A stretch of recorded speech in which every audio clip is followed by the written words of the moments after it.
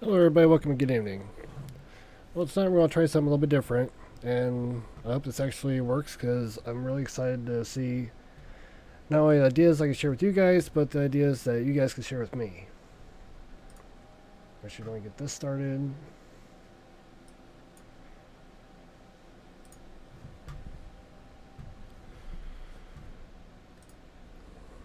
Oh, I actually forgot to turn that to voice activity.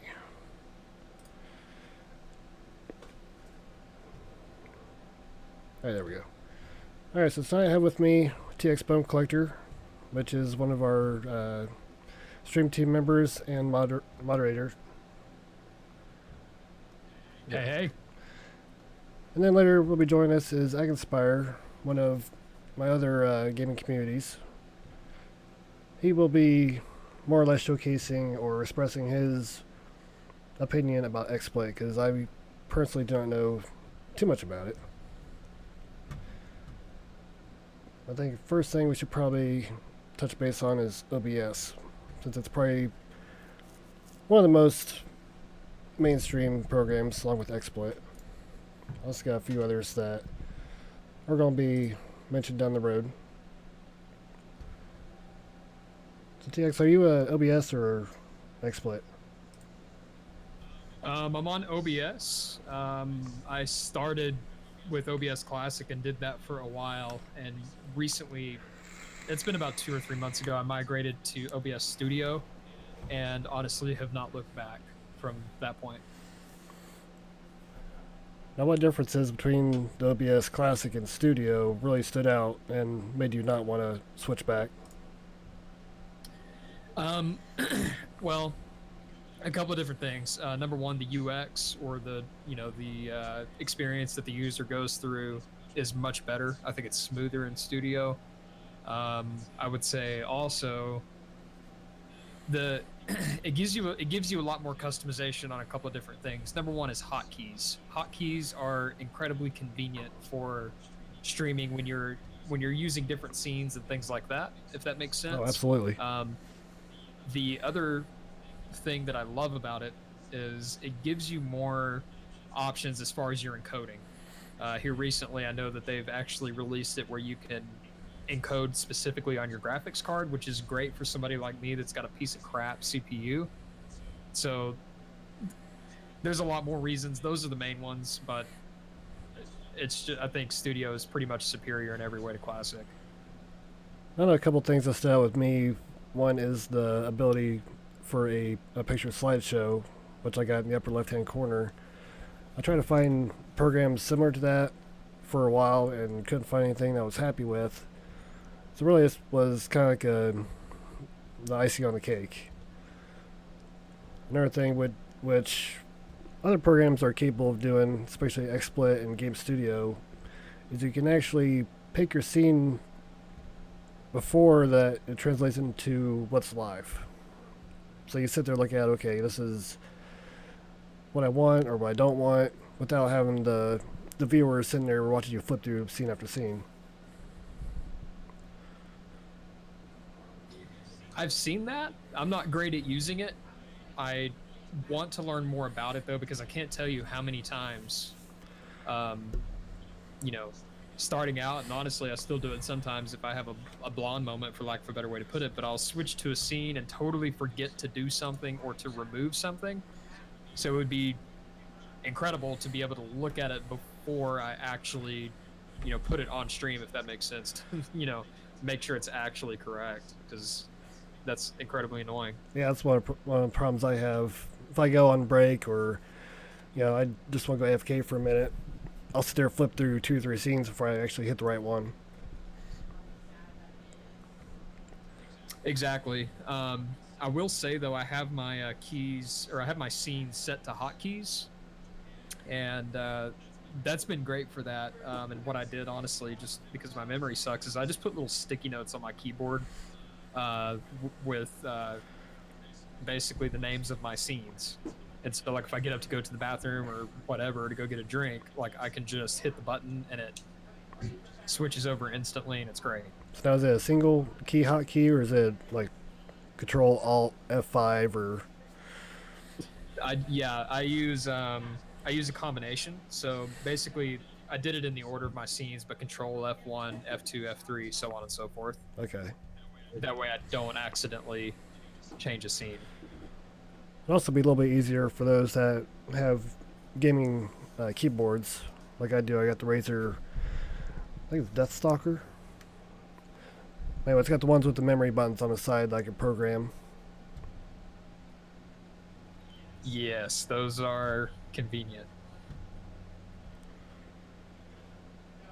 It's one of the things that when I've talked to people who use XSplit and they say they really like it. You know, obviously there's people that really like OBS. I do know that in terms of performance-wise, they're roughly about the same. OBS is a little more demanding on your CPU than XSplit is. But I know one of the things that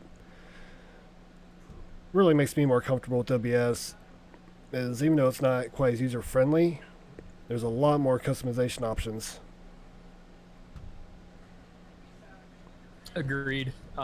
Which, granted, I'm uneducated on this because I haven't used XSplit, but I have heard in several occasions that XSplit is less of a resource hog. I don't know by how much and what exactly uh, XSplit uses less of, if that makes sense. But I have heard that. I don't know for sure though.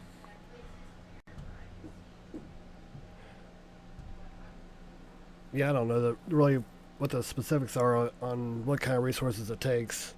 I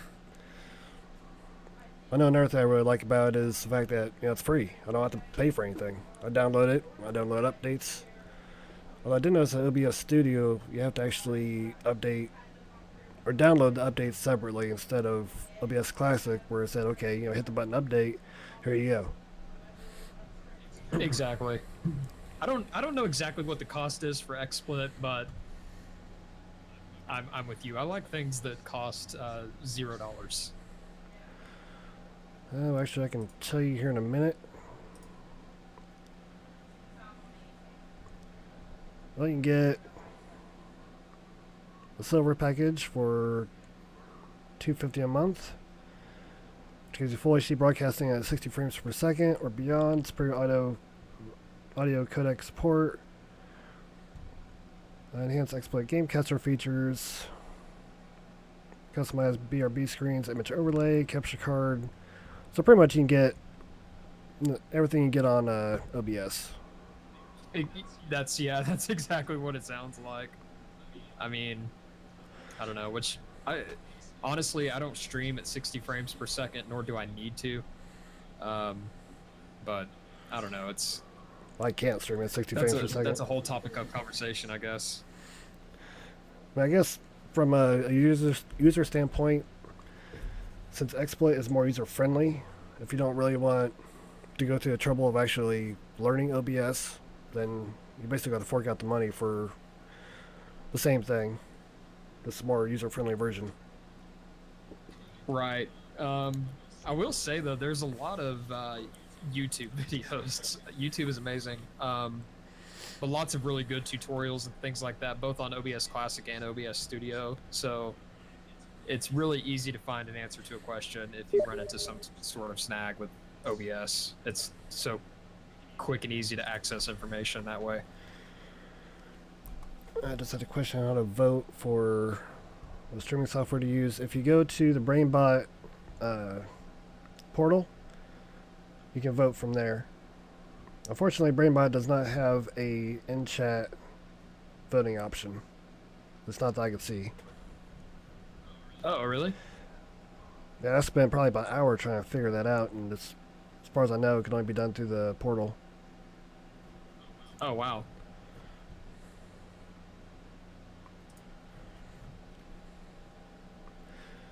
Yeah, I will say though, which I live under a rock, the other ones that you have listed, Infiniscene, Game Show, I don't even know what those are. I mean, I know what they do, but I haven't even done any sort of research on any of them.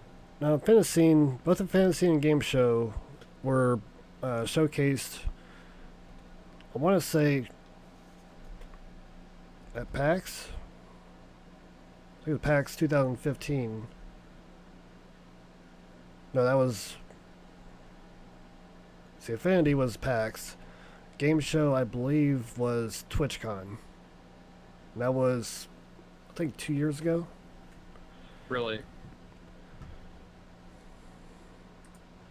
Did I don't know what all you got to see of it. I mean, did any of it look good, or was it just? Originally, when Yeah. I downloaded my Game Show and tried that, see if I can. I have it somewhere in here. Where, okay, here's Game Show. It's a Game Show, basically a very more high-tech looking program. It's got a lot of the same features, a lot more buttons and sliders you can do. But I think this probably may wow. have been the first program to initiate the ability to view what you're going to be, switching to before you actually put it on your live stream. Like I can go over here, push this little button, it'll put whatever's over here and actually start broadcasting it. Gotcha. That's kind of cool. Now, the one thing I don't like about this is underneath here you got your master layer, which usually is your components within your scene, and you can do multiple layers, but you cannot change your layer. So, Oh, so if I set up a layer for, say, Rocket League, got everything good go there, and I said, oh well, I won't play Rocket League anymore. I'm gonna play something else. I cannot switch to another layer unless I actually stop the broadcast, switch a layer, and then start it up again. that's ridiculous. Yeah, that within itself is enough for me to not ever use that. I mean, other than that, this program is not only incredibly user friendly, but gives you a crap ton of options. Even though I was trying to capture my screen, which isn't working out very well. I will say that I looked at one, which I mean, it's probably a waste of time even saying this, but Razer released some type of game casting software as a part of whatever software it is that they release. It was awful. Don't bother. Like, it reminded me of, basically it gives you the same capabilities as if you're streaming on Twitch straight from your PS4, your Xbox One. That's about it. Like, I don't know why anybody on PC would ever use it. Now, I did know they came out with a webcam that had almost like a built-in green screen effect. Right. I've got a friend of mine actually that just got his. He hasn't had a chance to set it up, but I'm kind of using him as a guinea pig because I'm really curious about that, because I would absolutely love to get rid of my green screen. I tried a software called TriDef that claims to remove your background without the use of a green screen. Don't bother. It sucks also.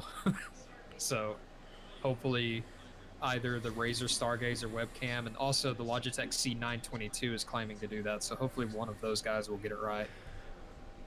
Yeah, I did see a presentation on the Razer webcam, and honestly, I wasn't too impressed with it. Because every time Really? he'd move, it either clip part of him out, or like you can see flashes of the background trying to peek back in.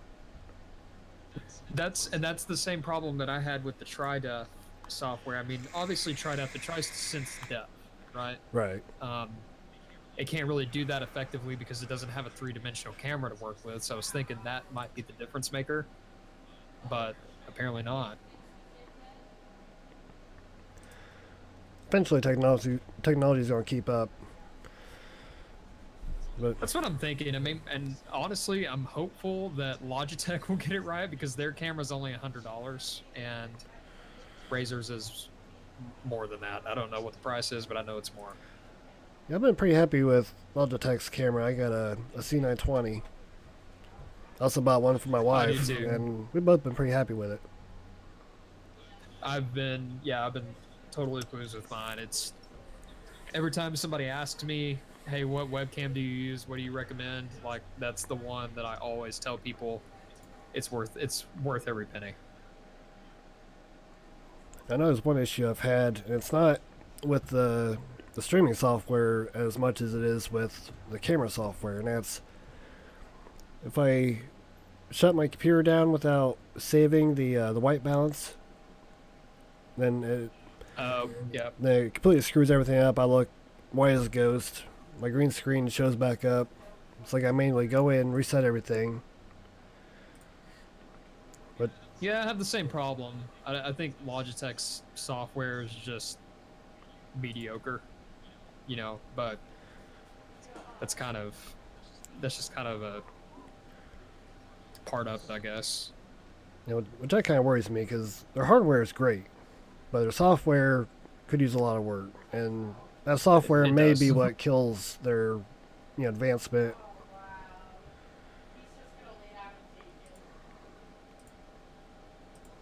Who knows though? I mean, I'm really watching the C922 close. It's developed specifically with live streaming in mind.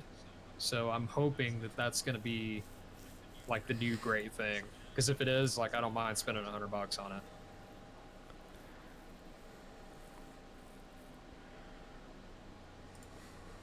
Yeah, this game show really hasn't changed a whole lot since I used it. I think the only thing they really changed, I know they did a lot of enhancements as far as how much resources it takes. And it looks like they added some kind of Twitter feed. Okay, that I could get behind that. That's a good idea.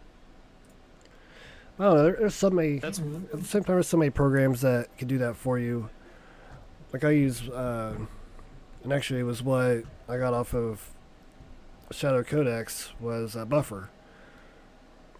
That's basically the same thing. You put one message in and it broadcasts to all your social medias at once. really that would be convenient because I mean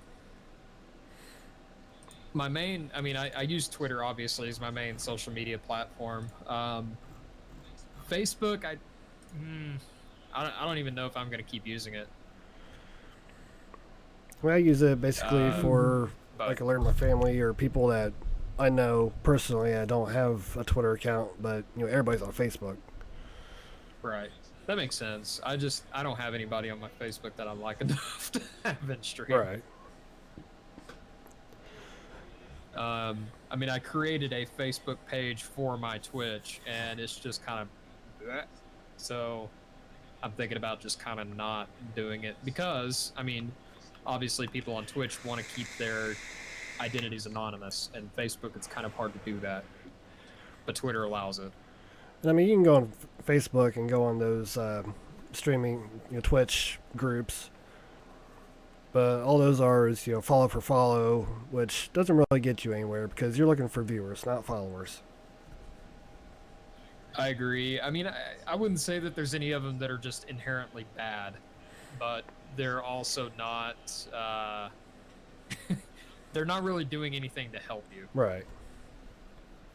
I mean, yeah, you might gain a follower or two, but you hit it right on the head. If none of those followers are actually watching your stream consistently, then it doesn't matter. And that's why, honestly, and this is the way I look at it with streamers online. When we're looking for new people to join the team, I don't even look at the follower number. I don't care because it doesn't mean anything.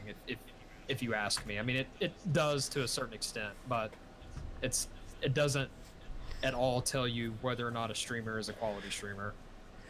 Right. And I got 764 followers. Now I can guarantee you probably 500 of those were from a giveaway I did a couple months ago. I can guarantee you probably 99.9% of those have probably never even watched my stream. That's a good point. I'm glad you brought that up as giveaways. Giveaways can be a good thing, but you have to take it for what it is. It's hard to, because a lot of people are, there's a huge group of people, in my opinion, that just browse Twitch looking for streamers that are giving away stuff because they want something for nothing. So, they hang around as long as that streamer's giving away something, and it doesn't even matter if that streamer is the best thing to ever happen to Twitch. as soon as they give that thing away, they're gone. Oh yeah, and I've even seen some of the people that have registered from like my Twitter account, and I'll go to their profile and they'll flat out say, all I do is browse for giveaways. What? Yeah, and see, that's, I don't know. I personally have not done any giveaways. Not to say that it's a bad thing. That's not what I'm saying. I just, for one, I'm trying to limit the money that I'm spending on streaming, and number two, I'm wanting to do, well, what everybody wants to do is convert as many followers into consistent viewers as possible. And as a small streamer, I don't know that giveaways is the best way to do that. It's a way. It may not be the best way. Right. I mean, you may get the I people that mean, actually do come into your channel to get in the giveaway, and you may find one out of 100, 200 people that actually sit there and go, hey, I actually like this dude. right. Yeah, and and keep in mind when I say that, that's strictly opinion, and like I said, I've never given away anything, so I'm probably not the best person to get an opinion from on that, if that makes sense. Would it be against policy, I guess, to keep people like those from getting the giveaways? That's a really good question. I mean, if you have 500 people that's registering for a giveaway, there's really no way to tell, unless you're like BrainBot. It has an option there. You not only do you have to be a follower, but you have to watch, so many minutes. So if you got it set for, I don't know, 300 minutes, then they got to watch 300 minutes worth of your stream before they can enter. Which may weed some of those Mhm. people out, but then again, maybe one of those things where you may lose that one person that actually wants to stick around. Yeah, that's a tough one. Um, I mean, I think you might do something different, but I have my bots set up on a currency system, right? So the more you watch the stream, you chat, you be active, host, all that kind of stuff, it rewards you for that. And obviously, if you're doing that, then you can have the you can basically set an entry fee on your giveaway, so that that helps make sure that the people that are entering your giveaway uh have done a certain amount of, or put in a certain amount of time to your stream. But it's a double-edged sword.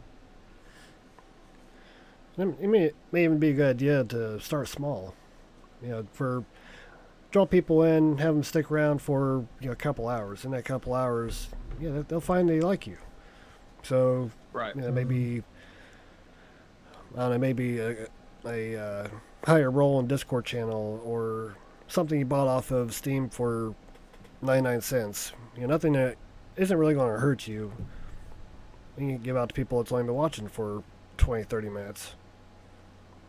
Right. Yeah, and that's actually not something I've ever thought of before, and that's not a bad idea. Um, I keep some stuff in games that I can give away, like game extras and things like that. I haven't done it, but that's not a terrible idea. I might have to steal it from you. Well, one of the things I've been doing is I've been gathering a bunch of keys from. Do you know what Humble Bundle is? I do. I'll go on there, whatever. If they say $10, you get these 8 games. That's $1.25 a game. That on certain nights I'll do random giveaways. So I do throw away 5 games a night. It's not really hurting me more than $10. Yeah, that makes sense, because yeah, I mean, I'm not gonna be upset over $10, so that's good advice, I think.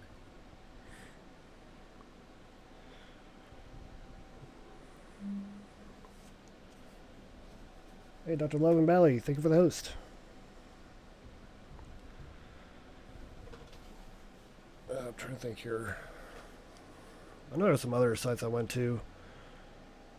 I think Humble Bundle is mostly the one I've been sticking with because I know, unless it's something very specific that I want, I can't get unless I go like Green Man Gaming. Which if I'm gonna go there, it's gonna be praying for something that either I want or something a person close to me wants. which, who knows? I mean, it's all rumor. Who knows if it's true? I've heard some not so good things about Green Man Gaming and G2A. Yeah, G2A has been getting a lot of bad publicity. I haven't really heard so much about Green Man Gaming. My host notification didn't go off. It did earlier. It might have been all wacky today. Yeah, I know. I think I it's know ever since Twitch changed their API, everybody's been kind of rushing around to fix things. exactly. I think it's still probably a product of that.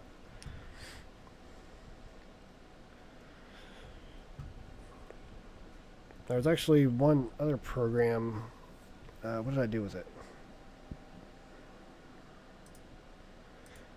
Now let's talk about Infiniscene. Now this isn't really so much a program like you would get through like OBS or XSplit. The program that you download to your computer is actually incredibly small, and all it does is broadcast, the information that's pulling in. The information that's getting pulled in isn't from your computer. It's actually a cloud-based system. Really? Let's see if I can't log in here.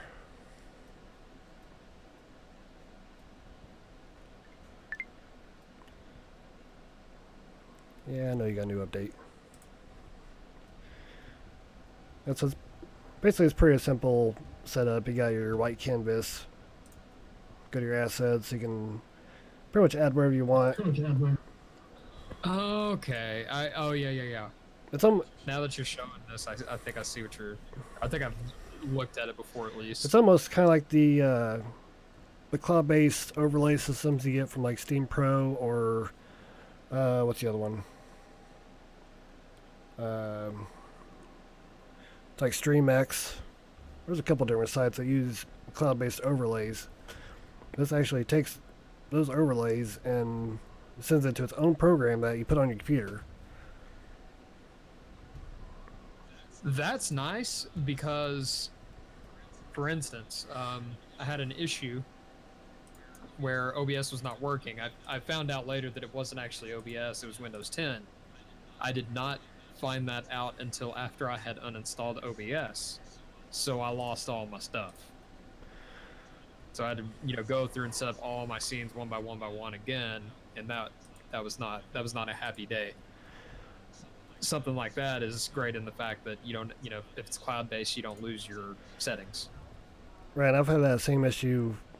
Like if I'm on the road, I'll take my laptop with me, and I've tried copying and pasting all the files from OBS over, but because it tries to pull like your pictures or other components from your hard drive that just ain't there anymore because it's on a different PC. Right. That makes sense. So it makes it really hard using programs like OBS and XSplit if you're doing it for multiple computers. And this kind of makes it relatively easy too because it already has alerts that you can input from Steam Labs, Moxie, Stream Pro. You just kind of set your size and something that OBS can't do, or just set the tilt. I wish they would. That's kind of cool. I wish they would implement that, or some kind of distortion effect on whatever it is you're putting in there.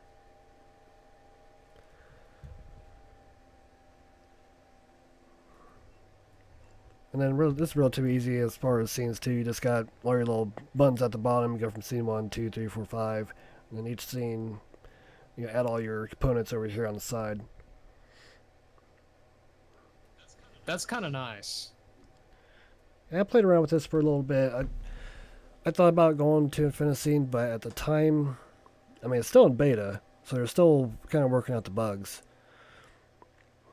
That makes sense. sense. At the time, it was still kind of something I just did not really think I could put the time into.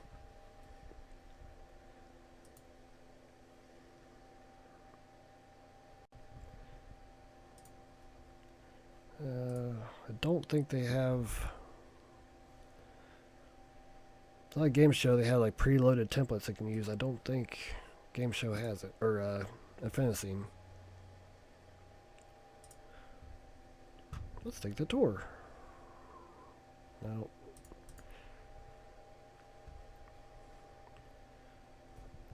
Okay, since I skipped the one slide, it's gonna skip it all.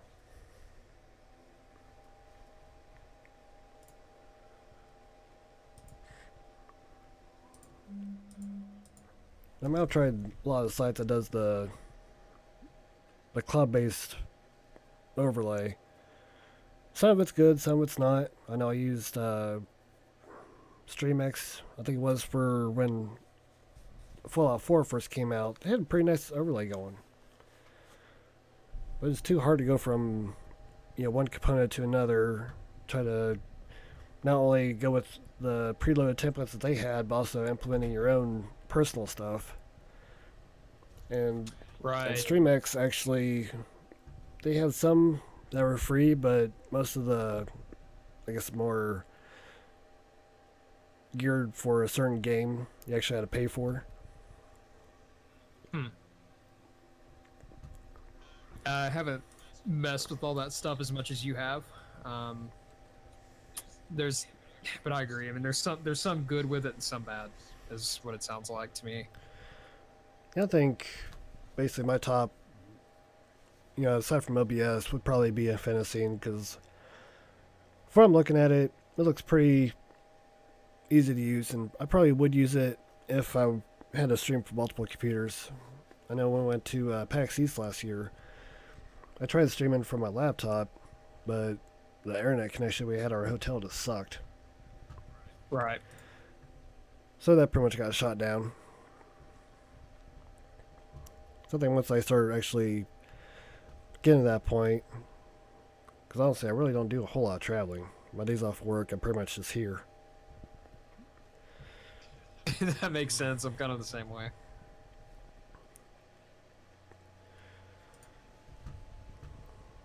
Let's see if we can't get Inspire in here.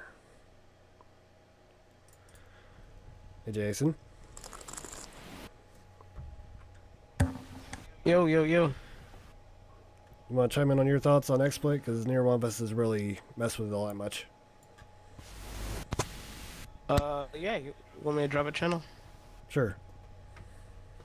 Okay.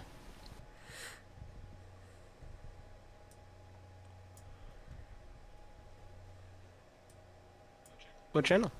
Let's go down to Swan.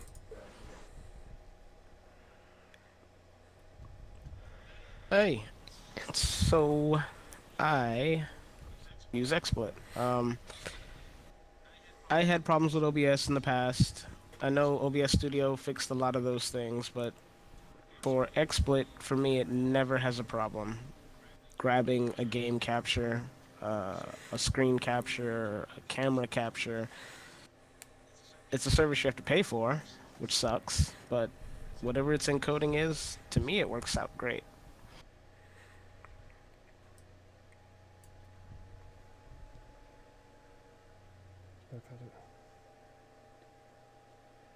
You're extremely bad. Extremely. Oh goodness. Extremely bad gas this evening.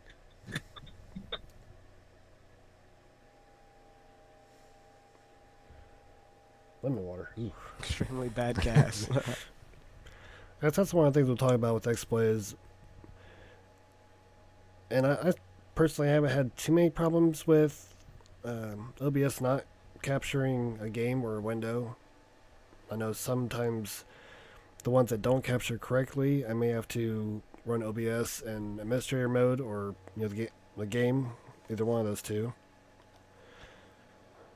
But yeah, That's a good you're point. pretty much right. It's a service that you gotta pay for. And from what I'm seeing, what you do get through XSplit on what you pay for pretty much is what OBS offers. Now, I do know Yep. being OBS is a open source program, there's always going to be kind of a tug on which way it's going to go. Yeah, in the beginning for me, OBS was just rough around the edges, and XSplit was a polished product that was distributed, and it felt that way. The other thing with XSplit is XSplit also has Gamecaster now, which if you're just not into transitions, or you don't, you know, have a whole bunch of marquees scrolling across your screen and all that kind of stuff, and you just want to grab a game and a webcam and maybe your Twitch chat, you just can hit, I think it's Shift F1 or something like that inside of any game and instantly start streaming it. So the Gamecaster is a lot like, say, streaming from an Xbox or PlayStation.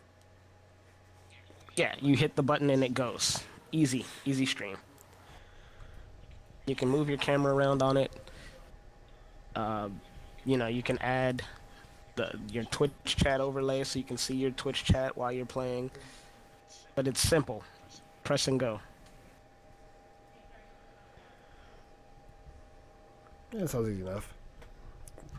Mm-hmm. And for the most part, that's kind of what XSplit has been focused on, is more of the user-friendly. Well, yeah, I mean, it hasn't had to deal with any of the open source kind of stuff where anyone's creating something for it. The only people creating modules for XSplit is the XSplit Corporation. That's it. So everything is in-house. It's no bugs in between this and this. Well, I think that's where kind of OBS shines, though, because you go to their forums, and there's so many plugins they can get for it. Oh, yeah. Yes. Something like what you're saying, where, you just hit a button and go. You don't have to worry about your overlays. You don't have to worry about scrolling text or alerts. You just hit your button and go.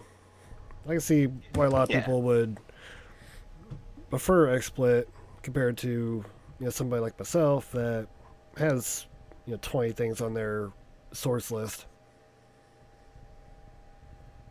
I know that feel. Yeah, if you're I'm gonna stream this one game and I'm not transitioning between games and I don't need all this other kind of stuff, it's fine. I don't need an overlay. I just want to capture my game and capture a webcam. XSplit Gamecaster. Easy to do. Alright. Have you heard any of the other programs that we were mentioning with the Infinite Scene or Game Show? I have not. I haven't tried them. I've heard the names, but I haven't tried them. Yeah, I think compared to XSplit, the way that, particularly Ustream, I think XSplit would probably be, what you'd want to stay with anyway. Like we was talking about, Fantasy is more cloud-based, to where you still got the program on your computer to stream with, but a lot of your information as far as your overlays, your pictures, what it's trying to capture is all cloud-based. So it'd be for actually somebody like you, if you had a laptop, if you wanted to stream, off on the road or in the air, or whichever way you want to put it. So that might be something to look into if you ever want to try that. Yeah. If I'm out traveling.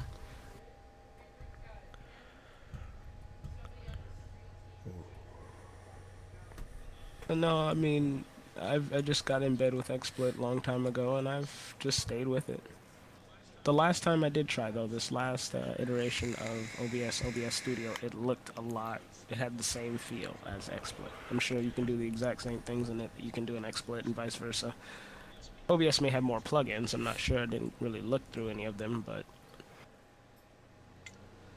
it had scenes, it had transitions, it had, set up your different transition times. Right, they are pretty close to the same. CBS is a bit more, because like I said, XSplit is more polished. It's from an established company. So yeah, it's going to run a little bit better. Compared to OBS, it's open source. Everybody and the brother is working on it. Bit more resource hog, but it's coming along really nice.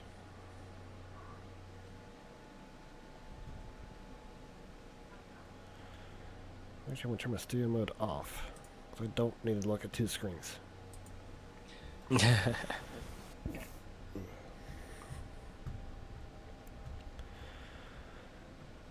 Let me know, Reaper. I Just don't think because I I'm wanna having play this trouble game. hearing the other side Not of right the now. I don't feel conversation. like I do reading. have a viewer that has a question once we get to a good point, or a good, transition point, I guess. Yeah, go ahead, shoot.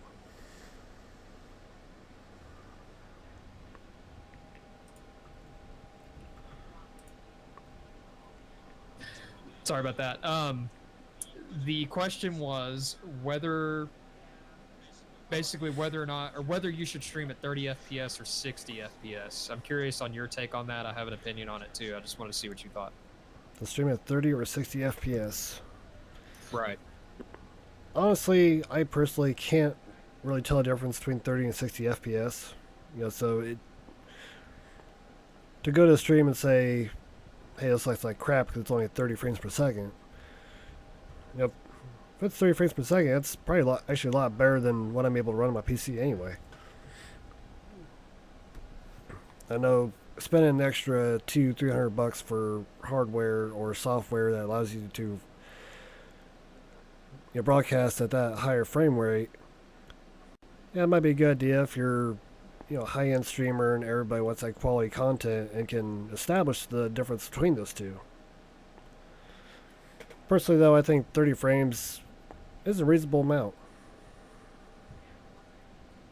I agree. I mean, what you said, yes, if you're a partnered streamer, I would, because your viewers can change the video quality if they're having trouble viewing you at 60 frames per second. Granted, obviously the strain that it's going to put on your computer, specifically your CPU, is going to be a lot higher. So you want to make sure that you've got the right equipment to be able to handle that kind of stress. I will say though, like honestly, unless you're playing like a first-person shooter or Overwatch or something like that, just where things are happening really fast, there's no need. 30 FPS covers it just fine unless you're playing something like that. Or like Friends of Five or something that has a really high level of movement. Exactly.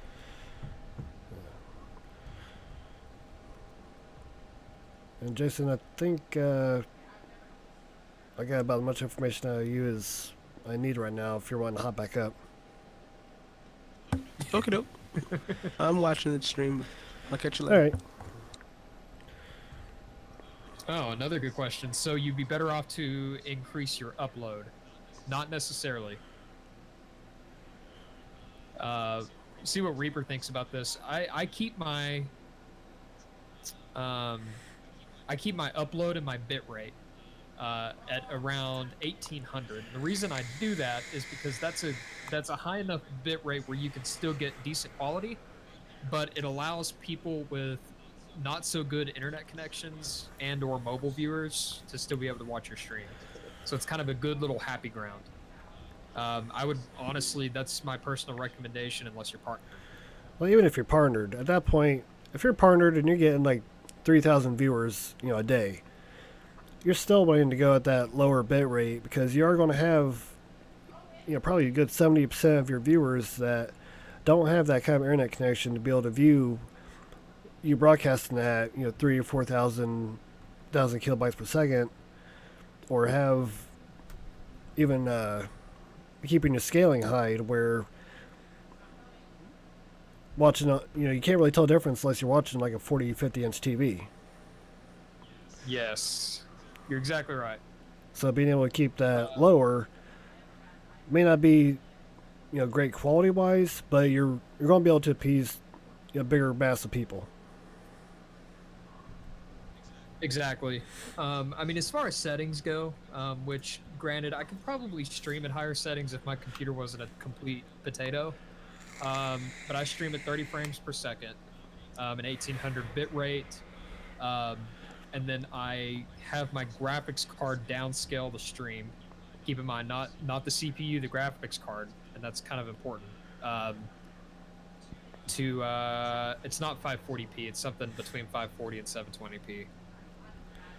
And that seems to work really well, and I don't get too many complaints about people having trouble with lag or buffering or anything like that. Right, just saying, when I'm mobile, I almost always have to scale down the major streamers' streams. You don't need the super high def on a phone tablet. Yeah, so it kind of goes back to you're gonna reach, you're gonna keep a lot more people if you scale it down even just a little bit, because not everybody's gonna have fiber optic connection. Exactly. Well, and that's another thing to keep in mind if you're not partnered. They're working on this, but a lot of non-partnered streamers, obviously, your viewers don't have the ability to scale your stream down. They're stuck with watching it at source quality. Right. So if your stream has a crazy high source quality, then watching your stream on mobile is just out of the question. And you would be surprised how many people on Twitch watch streams on mobile. As crazy as that sounds, because I think the Twitch app is terrible, but a lot of people use Actually, it. the Twitch app has gotten a lot better. I actually use it in the mornings when I go to bed because we don't have AC in our upstairs, so we have a window unit. Well, when I'm watching a stream on my TV, I can't really hear it too well, so I'll keep the stream running on my phone right next to me so I can still hear what's going on. That makes sense. So yeah, I mean, you're a perfect example then, which that brings up, we don't necessarily have to talk about it now, but a good topic of conversation, and that's audio. I had more trouble as far as streaming goes. I've had more trouble with my audio than anything. I think that's the bane of every streamer's existence, because you can at some point get your mic volumes set close to where you want them, but then some streamers implement music in the background. Then you got games Right. that you can't change some of the audio settings. So it's kind of a mix of, okay, where do I go with this?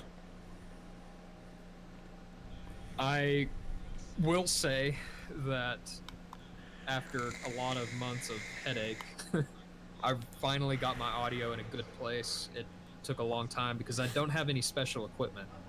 I don't have a mixer. I don't have any of that stuff. I have a decent USB microphone. That's it. So there's been a lot of streams in the past where the audio was just shit, but Oh yeah, you have to keep working on it. Watch your VODs, see what you hear. And the other thing too, when you watch your VODs, especially if you're new to streaming, do yourself a couple favors. Listen to it with headphones and listen to it with speakers, because it is two different things. right. Another thing I do, and one of the things I fail to do on a daily basis, is before you even start streaming, make sure that your microphone isn't muted. Yes. Oh my god. I still make that mistake, and every now and then, I don't know if it's OBS or my microphone will just mute itself. All of a sudden, I'm like sitting there talking, and everybody's like, are you speaking? And yeah, it's, I don't know why it does that. I know every now and then I let my daughter play Rocket League, so she'll kind of push the mic out of the way. Sometimes she'll hit the button that's on the front. I won't know it until I start Makes streaming. sense. My wife's like, I cannot hear you.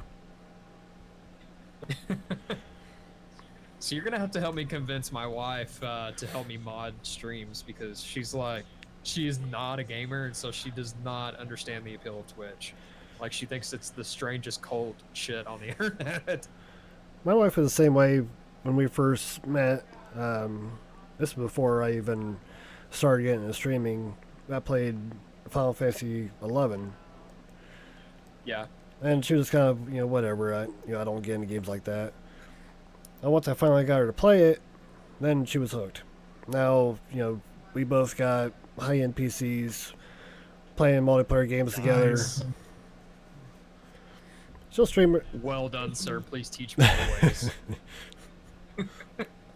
No, I mean, I've finally gotten her into, like, she plays some Rocket League. She actually, I never would have thought, she likes Star Wars The Old Republic some. So that's a lot of fun, because every now and then she'll hop on and play with me, and that's awesome to me.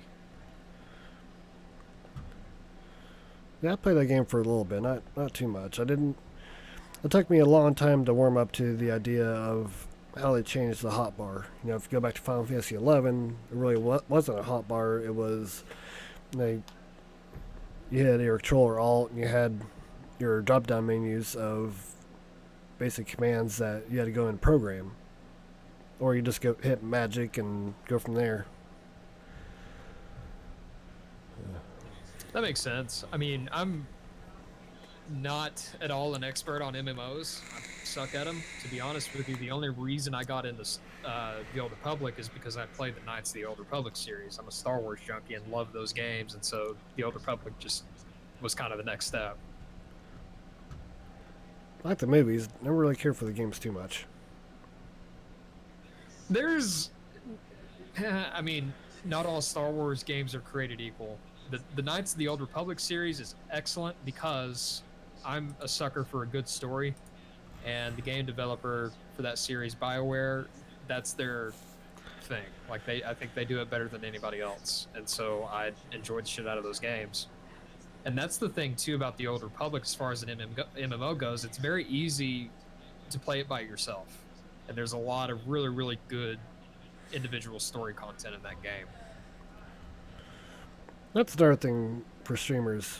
You know, people that come in thinking, oh, you know, I gotta always buy the newest games, you know, the newest content, which isn't always the case. Because if you're starting out streaming and you're only getting 0 to 1 viewers a day, if you go out and buy, you know, Overwatch when it first came out, typically you're probably never going to see an increase in viewership, because, you know, as you're trying to stream, so is 800 other people that have anywhere Right. from, you know, 2 viewers, which is just above you, all the way up to, you know, 10,000.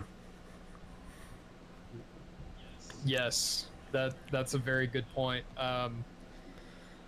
And I have had people ask me this question in the past about, you know, is it better to, as a new streamer, I guess, is it better to stream one thing and stick to it, or is it better just to play what you want? And to that, I say yes and no. I mean, in my opinion, if you're going to stream new content, I would give it probably at least 3 or 4 days.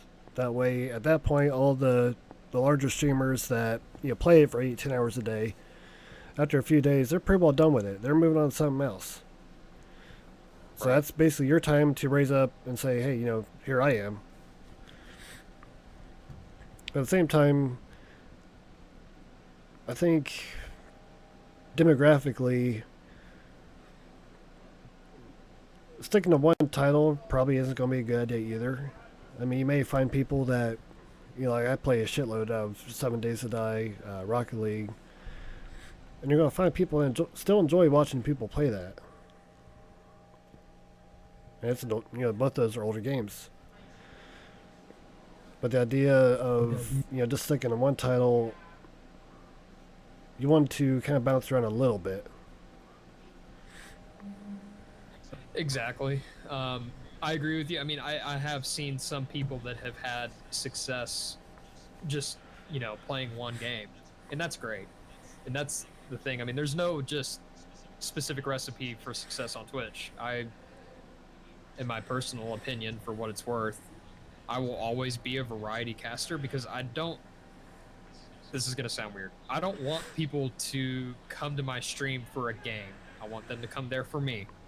And so the goal, and where I think the pot of gold is as far as streaming, is when you get those consistent viewers where it doesn't matter if you're playing Minecraft, Call of Duty, Hello Kitty Online Adventure, they're going to show up because they like you. That's where the cake is. Right. And especially being a variety streamer, that's going to be always the hardest part. Because you always want to determine, okay, you know, what kind of streamer do I want to be? Do I want to be FPS, variety, RPG, retro? Yeah, at points you're going to hit those demographics of playing Minecraft. Okay, you're hitting the MMO demographic. You're hitting the 8-bit. You know, people like that. Variety casters, a lot of times once they move away from games like that, then you lose that demographic. Except for those people that you've attained because they like who you are. Right. And those are the people that you want. I mean, I guess if you want to wrap it all up in a pretty package that is my opinion, I would say if you're a brand new streamer or starting out, play whatever the hell you want to play that makes you happy. Because the other thing too is if you're forcing yourself to play something that you're just not having fun with, people will know. And they will call you out because the internet is a cynical place. So play whatever makes you happy. Oh, absolutely. And I go on YouTube all the time and look at the Twitch fail or YouTube fail videos, people that screw up trying to play somebody they're not. Yes. I'll be honest, I don't know how I have not ended up on one of those videos. Also, I don't know how I haven't gotten banned yet. Same here. I've had so many cringe rage moments, it's not even funny. Like, I haven't, like, destroyed my keyboard and all that shit, but I get pissed at Rocket League. Another thing is, it's kind of hard to sit there and say, you know, you gotta be this type of person, because really, I've watched a lot of broadcasts, a lot of different streamers, all the way from, you know, the nicest Mr. Roger type streamer to people like Ezekiel Third, which he's probably quit raged and went through, I don't know, a couple cases of Xbox controllers because he gets so pissed off and starts throwing shit everywhere. I would almost say that I would like to consider myself a happy medium. I haven't really gotten That- too ragey. I think the only game that's really, really pissed me off was the Dark Souls series. Oh yeah, I don't even mess with that because I suck at video games, so there is no way in hell. I gave it a shot and I failed. That it brings up a good point though. You keep seeming to do that about something that I see a lot of streamers do, especially as new streamers, and it's like the worst thing you could do. When you're streaming, you should make it your goal to be the best version of yourself that you can be, not somebody else. Don't like try to imitate Lyric. Don't try to imitate Dan's Gaming. Don't try to imitate Tim the Tap Man. Do you. Right. Like you said, that they're going to know and they're going to call you out on it. Yeah. Especially, I mean, like, if you're trying to be Lyric, everybody on Twitch knows who Lyric is. You're not fooling anybody. I know what my sister introduced me to a YouTuber called Septic Jack Septic Guy. I don't know if you know who that is. I don't.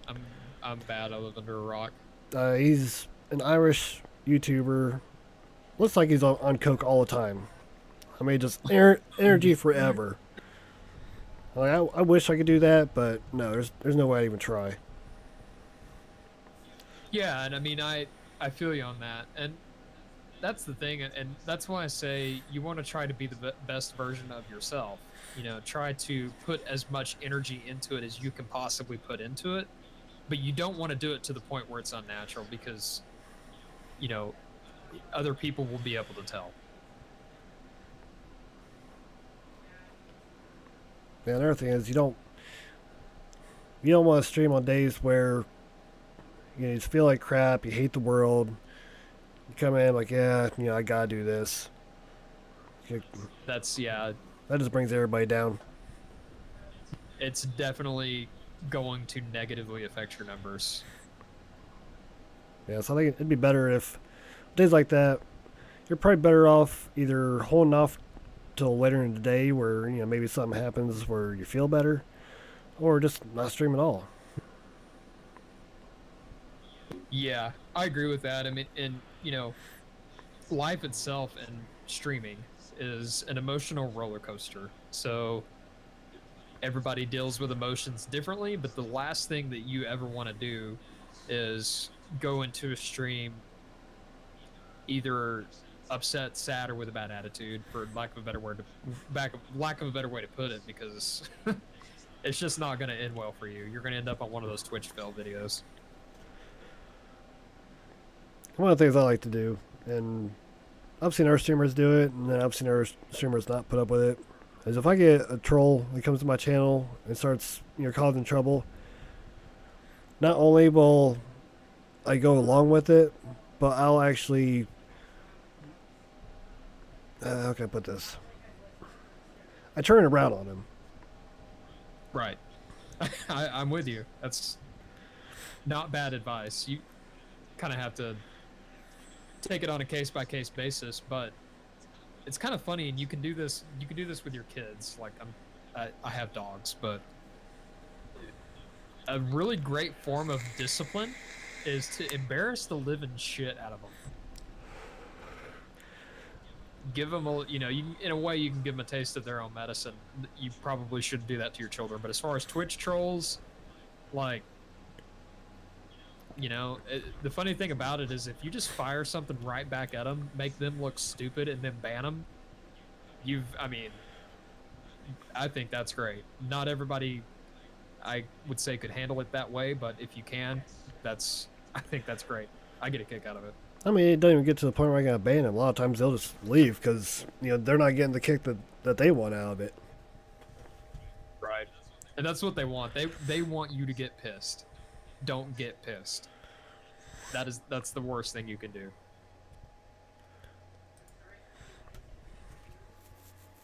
Yeah, I wish there was a better way to.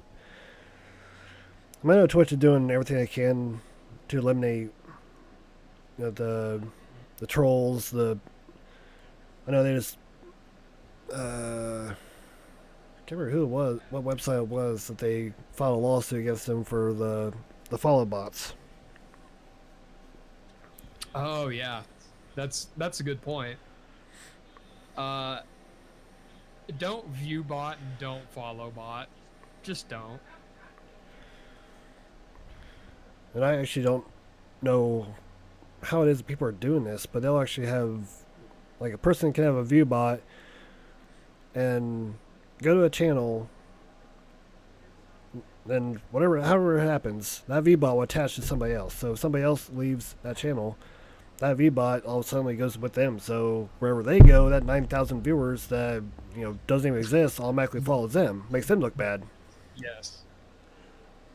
Well, and this is going back to a previous conversation that I've had with somebody else about this. As a viewer, you should not try to help your favorite streamer by viewbotting them. That's not good.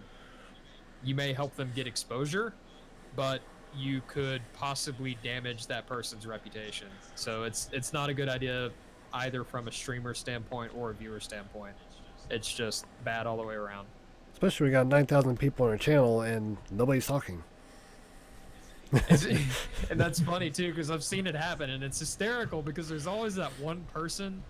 That's the thing. Like, it's really easy to tell as a streamer when somebody's getting view-botted. I mean, obviously, you don't know if they're doing it intentionally or if somebody's done it, maliciously to them or what the case is. But there's always that one guy that's like, wow, this channel has a lot of viewers, but this chat is really dead. I get it. I get a kick out of it every time.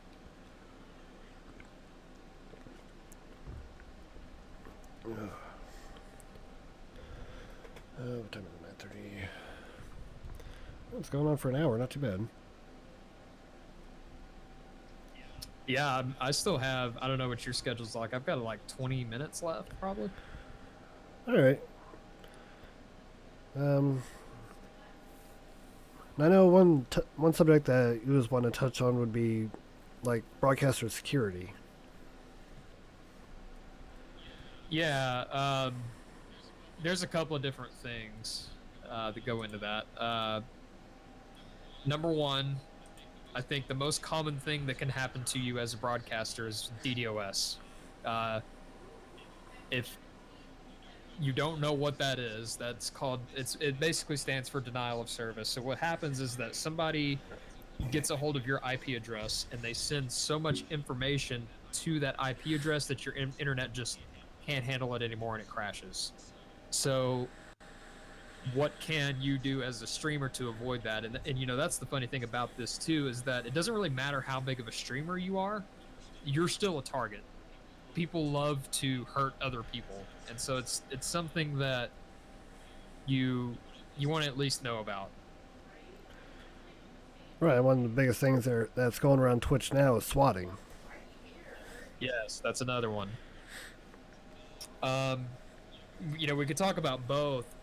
Here's what I recommend with swatting, and I did this, and it's actually a very easy conversation to have.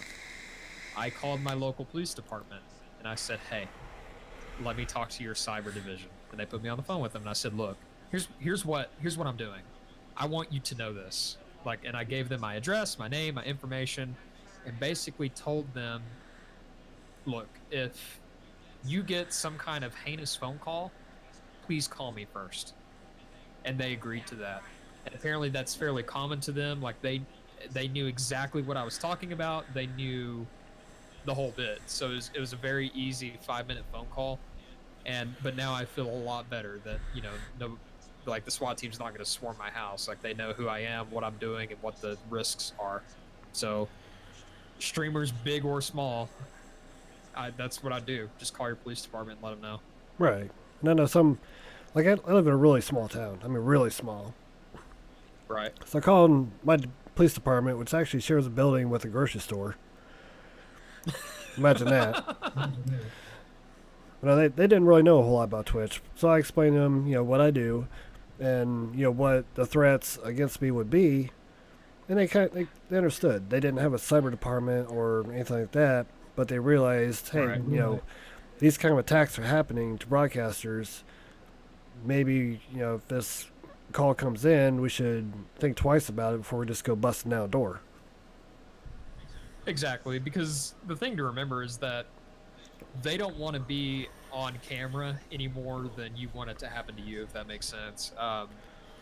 And the honest truth behind it is, even if they don't understand, go to the police station and talk to them and ask them to pull up a YouTube video. I mean, those videos are a dime a dozen, and I guarantee you, once they watch one, they will take you seriously, because that's the last thing they want, is to have their police department on camera on the internet swatting somebody that has done, nothing wrong. Right. And I know, especially being a broadcaster and taking donations, one of the biggest issues that we have with that is chargebacks. Yes. And I know PayPal's been kind of swaying towards being able to do a little more to support streamers, especially since Twitch, YouTube. I know there's a couple other websites that have similar capabilities, but it really isn't a whole lot of a concrete guarantee that that money that just got donated isn't going to be pulled back a few days later. Right. Honestly, what I do, which, I mean, granted, I'm still a small streamer by all means. I haven't received that many donations. A lot of times, actually, what I prefer people to do is, instead of donate me money, buy me a game. I love the crap out of that. The people that have donated money to me, though, what I tend to do is I like to let it sit there for a week or two and just see what happens to it. If nothing has happened to it after a week or two, then I think it's probably safe. But I just don't touch it until until some time has passed. Yeah, generally I hear, like, I brought this question up to a lot of the bigger streamers, and generally I hear about a month you want to wait, because within that month, if they haven't taken it out by then, they're not going to. Right. Now, one of the things I know Twitch implemented is the Bitcoins, or the cheers. Yeah. The funny thing about cheers that I've heard from, I do have a I don't know if I guess I can call him a friend, but a really good contact that is partnered, and the cut that Twitch takes off of cheers is fairly astronomical. And so he much prefers subscriptions and actual donations as opposed to bits. Really? Yeah. They take quite a bit off the top. It's kind of funny. I saw a clip from Dan's Gaming, which most people know who that is. I mean, he's just freaking huge. I mean, he is a movement on Twitch. Somebody donated 90,000 bits to him. That's a lot. And he looked up and he said, "I appreciate that. That's gonna give me like $2," and then he moved on. Obviously, that's an exaggeration, but it's still. I mean, like it's ultimately at the end of the day, it's another way for Twitch to make more money off That's of the you. last I've heard is don't even And- think of the money as usable for 6 weeks. Yeah, it's roughly over a month. I would not disagree with that. I mean, at least I mean, yeah. If you let money sit for 6 weeks and it's still available to you, then yeah, I would say you're safe. Especially if you get like a donation of, say $50,000, you might as well just look at that and laugh. Oh yeah. Yeah. I'm gonna have my freak out moment, and then I'm gonna let it sit because yeah. The largest donation money wise that I have received is $35. Which granted the person that gave that to me, it's another streamer. I trust him, and I built a friendship with him. But even that, I hope he's not in the channel. I would expect though that he would do the same if I gave him money. But I let it sit still for a little bit before I did anything with it. Right. Yeah, I didn't know exactly what the numbers were that Twitch was taking a cut out of the bits. I do know it, security-wise, it's a good idea because, you're having to buy the bits. It's not something that can just be pulled back, through PayPal. Right. But like you were saying, you're it's less losing a than shit ton of money after they're taking their cut out of the bits that you're getting. Yeah. Exactly. I will say though, also just as far as security, things we talked about swatting and DDoSing. The best thing that you can do to protect yourself, you number one understand you can never completely protect yourself. Is don't give out too much information. There's nobody on Twitch that knows what my name is.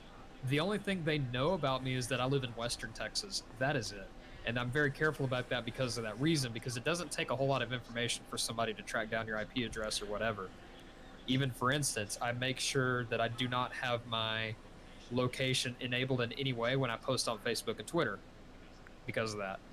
So, little things like that help keep you safe, as well as make sure that you have two-factor authentication on anything that you use for streaming. Double authenticate it. And those things are about the best things that you can do to keep yourself safe. Oh yeah, even double authenticating.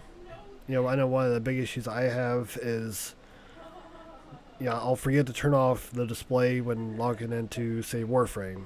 So, people Right. probably have my email address, my personal one, because at the time I wasn't streaming. So when I signed up for Warframe, I used my personal email. Right. I need to finish downloading that game. Unrelated. It's actually a really good game, and what they did to it in the past, couple months, is a lot different from when I played before. Huh. I've seen people play it and it looks awesome. I started downloading it and I just didn't finish it because I'm lazy. That's probably one of the few games I've actually put money into.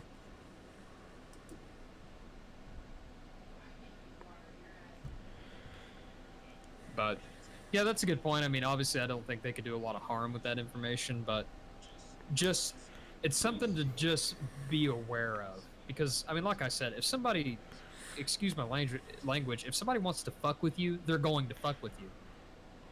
But you can at least make it harder for them. You're never going to be safe. Or completely safe, I should say. Exactly. And that actually, in a way, it's related to what we were talking about earlier, and that's trolls in chat. Hey, White Wolf. Oh man, all these hosts are coming in. Looks like both of us. Um, but yeah, you don't want to give a troll too much of a reaction because if you piss that person off, you never know what somebody's capable of, and so you don't want to uh, unintentionally make yourself a target. Uh, a viewer of mine, actually, he's another uh, prospective member for Streamers Online, brought up a good point. Don't get on Skype with people you don't trust. Amen. Very good advice. I never really cared for Skype to begin with. I don't either. I hate it, but yeah, he's because Skype is much more open with location information. That's a really good point. And so that's a solid thing not to I do. mean, any person-to-person communication, whether it be Skype, um, what, any kind of chat program where you're connecting one computer to another, it doesn't take anything but open up a command prompt and be able to see the IP address of that connection. Exactly. At that point, you just backtrack it to wherever. Um, Something else that you can do, an option. Well, there's a couple of options here. Number one, you can run a VPN. A VPN will, of course, spoof your IP address and make it, basically it makes it seem like you're somewhere else than where you actually are. That's a great way to protect yourself. But the drawback, I guess, is that you can only get so much speed and reliability out of a VPN. So you got a drawback. What I did, and it's been great, is I actually worked out a deal with my internet service provider where they actually will cycle out the IP address on my modem every 2 weeks, Really? and that's excellent. Yes, it took a while of talking to a lot of different people, but I honestly I just told them what I was doing, and I told them that because I'm broadcasting content on the internet, that puts me at a higher risk for DDoSing, and your ISP does not want to deal with a DDoS attack at all. And so I told them, really honestly, like, look, the best way that we can keep this from happening and keep this from becoming a pain in the ass for both of us is if you just cycle out my IP address every few weeks. That'll help a lot. And they agreed to it. Well, So, it may not work for everybody, but it might be worth a phone call. oh, exactly. Actually, I might do that tomorrow. Yeah, I mean, I don't know who your provider is. I have Suddenlink. Um, but I had to talk to I finally got on the phone with some supervisor that was a really tech smart guy and that understood what I was saying, and he took care of me. Now, is that like a major company around that area? Is it just a Yeah, it's fairly large. They service a lot of western Texas and states around the area. okay? I know a buddy of mine. I still don't know how he did it, but he had a second computer hooked up to where he used Linux on that computer through a thumb drive. So basically, his whole operating system was on a thumb drive. Right. He plugged that in and then shared the connection from that computer to his computer that he actually used. So if anybody tried to access his computer or um, hack him in any way, all they would see is nothing because there was no physical Exactly. drive there. That's an excellent idea. It doesn't really Not keep them very from many knowing people your are- location, but they're not going to be able to access your computer. Right. And that within itself is a victory. I mean, now granted, not a lot of people are, I would say, tech savvy enough to do that. That's not easy. But yeah, that's not a bad idea.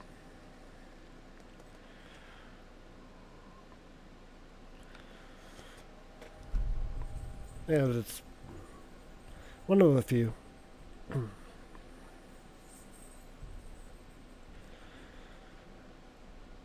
Anyway, I think we're about ready to wrap things up for tonight as far as this broadcast goes. Unless you got anything else you want to talk about. Yeah. The only other thing I could think of, which I mean, we can always do this again and talk about more things, is something that a lot of small streamers need to do that don't always do well, and that's networking with other streamers. Yeah, that brings up a good point. Yeah, I mean, all I have to say about it is don't go into somebody else's chat and start talking about your stream or asking them for raids or all that other stuff. Network to make friends. Don't network to gain, if that makes sense. You will receive more that way. Oh, yeah, especially being the bigger streams, and you see people coming in all the time saying, "Hey, check out my stream." That's that's not only not going to get you viewers, but it's actually going to give you a bad reputation further down the road to where you're not going to get any viewers. Exactly. Agreed. Honestly, I mean, now if somebody legitimately sends me a message and, you know, they ask me to look at their channel and all that other stuff, I mean, even if it's not related to streamers online, you know, I'll look at it, and if I like it and they're a good person and they've spent some time in my stream and all that, yeah, I'll plug them. I don't mind doing that. But if you come into my chat and you just start talking about your stream and I don't know you, or you haven't spent a lot of time in my channel, I'm gonna ban your ass, and I'm not gonna feel bad about it. I'm going to. Yeah, I've had a few people Anyway. ask me, "Hey, can you check out my stream?" Or and even just checking out the stream if you're playing a game together as a viewer, so you know what's going on from both sides. But no, I'm not going to go to somebody's stream just because they pop in, within the first 30 seconds. Hey, look at me. Yeah, like, if you're doing that, then please stop, because I hate you. But yeah, I mean, the best growth that you can have is organic. I mean, if you spend enough time with somebody and all that, and like, you know, spend time with that person to make friends with them, you have a much better chance of getting noticed by that person than, you know, just walking into their stream saying, "Hey, I stream too. You should come watch my stream. I'm playing this game at this time," and blah blah blah blah blah. Like, no, get out. I know there was a couple of larger streamers I watched that they would actually set time aside and say, "Okay, now this is your time to broadcast, your own channel, describe what you do, but it's kind of, I don't know, it's kind of a downfall, and at the end, I think a couple of them actually stopped doing it because it became one of those follow for follow situations that it just didn't end up working out. Yeah, it's kind of a. There's a streamer, which I'm not going to say names because when I talk. Oops, sorry. It's. This person does a lot of things where they interview streamers and they let other streamers come into their chat and promote themselves and that kind of thing. And that's basically all that it is. So this person has decent viewership, but nobody is there for that person.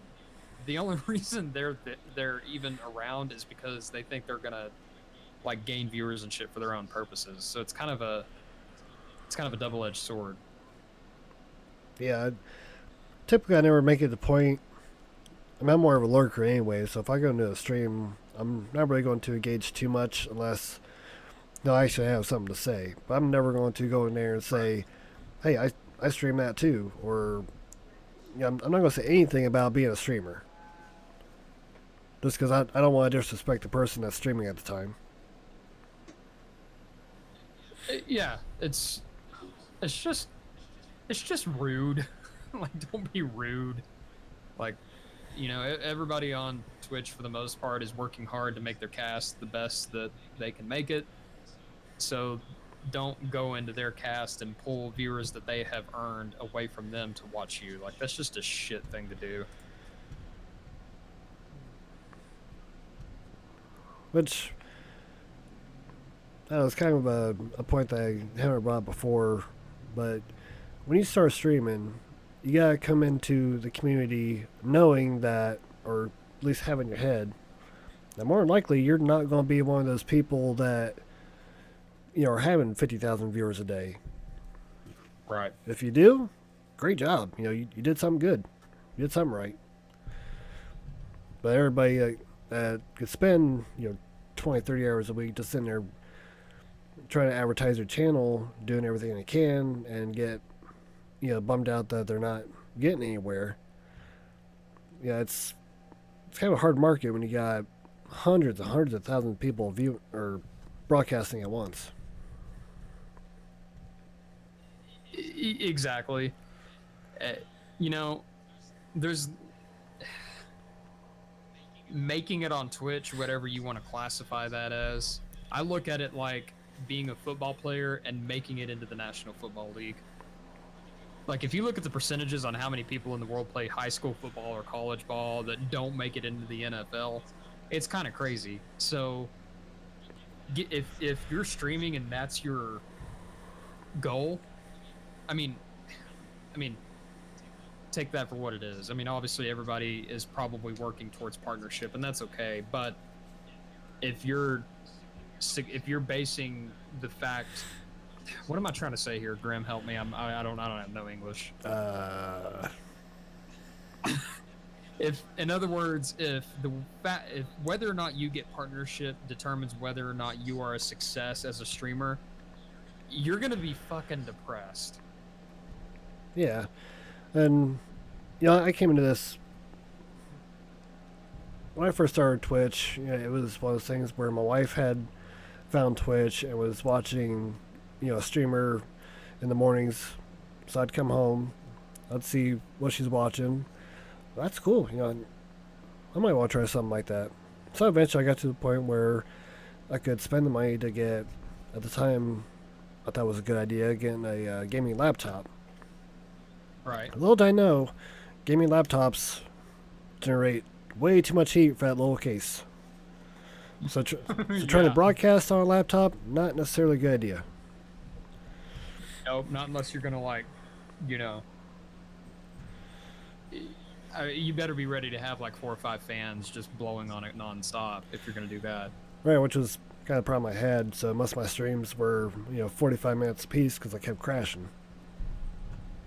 Right. Yeah, and that's rough. But you did bring up a good point, and I probably might regret admitting this later on down the line, especially since I'm about to say it on the internet. You should absolutely watch streams that are bigger and better than yours and learn from them. And as I say that, I think there's something that can be learned from every streamer on Twitch. I have I have 2 notebooks now because I filled up the first one with notes. I'm that kind of weird guy. Like, I'll watch streams and I see something that's either like, oh, hey man, that's a great idea, or you know what, that's not a good idea at all, and I write it down. That's how I retain things. But learn from other streamers. Don't try to be other streamers. Exactly. Zombie just popped in my stream and he said something really good. He said, honestly, man, streaming is about building a great community, and if partnership comes, it comes. I think that's words of truth. And that's how I kind of looked at it when I got into streaming. I would like it to be, a source of income where I can quit my job and do this every day, but I don't expect it. I'm gonna come on here, I'm gonna play some games, make some friends, and then what happens happens. That's probably the best way you can approach it, because if you're not having fun doing it, or if you're just trying to figure out how the hell you're going to make money off of it, you're just going to have a bad time. Right.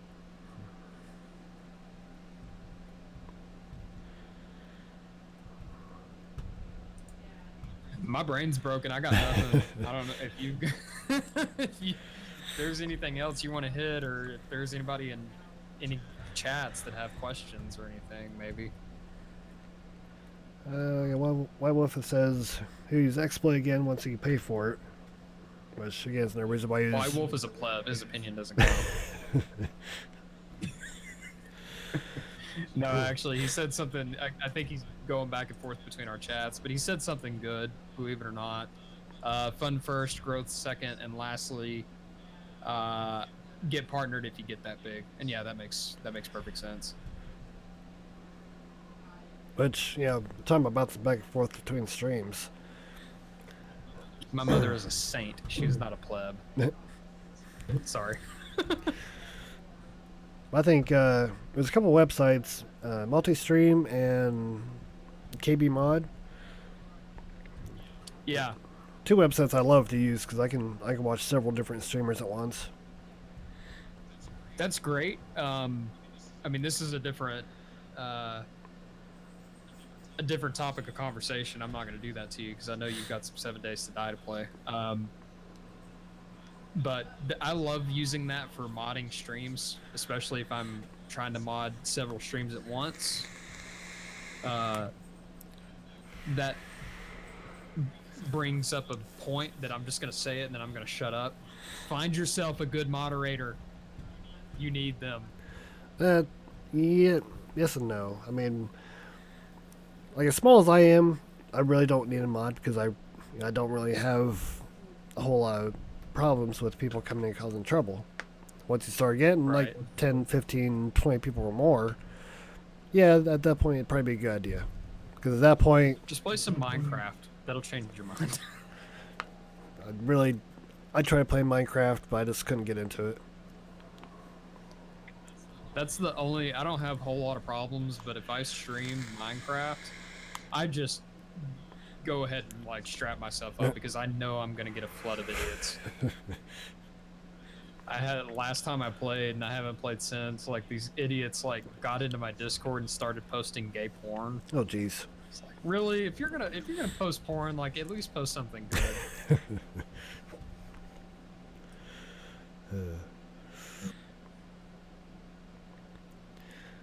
Yeah, other than that, I think that's about all I have for now. Yeah, man, that's I think we covered a lot of stuff. Thanks for letting me come on and ruin your podcast. Actually, I think you brought Or up quite shrimp, whatever it a few is. topics that I didn't think about. I'm sure we could probably think of more, but you know, I don't see any reason not to try to do this again sometime, as long as I didn't screw up your stuff too much. Wait. Oh, I think you've got some damage control to do with Lady Grimm. I'm gonna let you do that.